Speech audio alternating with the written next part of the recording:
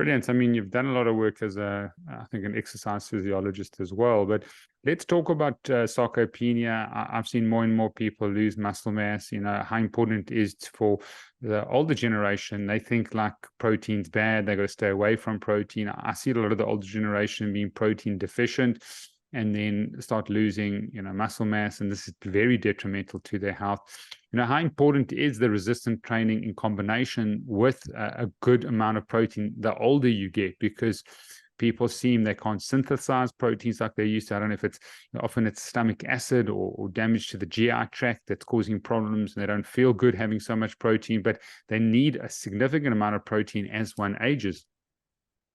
Yeah, and I think you hit the nail on the head with your earlier statement. Is the resistance exercise or the physical activity, doing some sort of load-bearing activity. And this can come in various ways. We know that even yoga simulates protein synthesis, but if you walk up well, people don't do it anymore, but if you had to walk up to the hill twice a day, right, it still gives you a good sense of the ability to maintain muscle mass. So resistance exercise or some sort of weight-bearing exercise is king. Absolutely. I mean, that's the most important thing.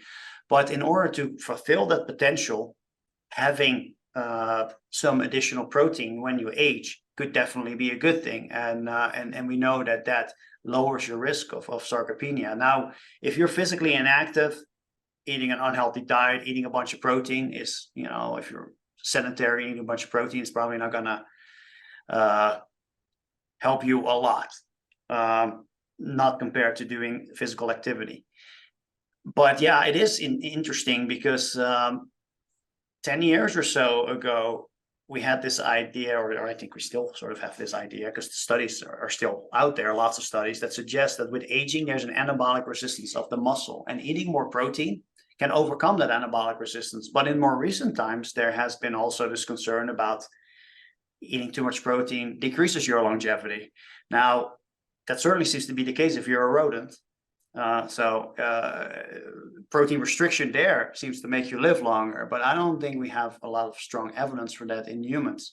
Why that is, there has been a lot of speculation about that as well. I mean, maybe protein restriction and increasing longevity is good as a rodent when you need to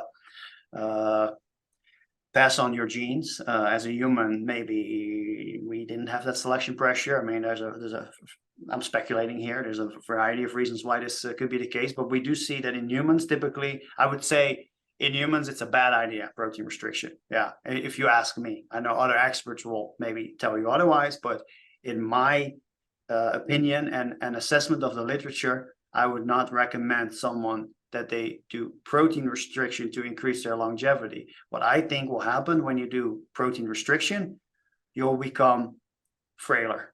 And that is in itself a large reason for mortality and other comorbidities as well.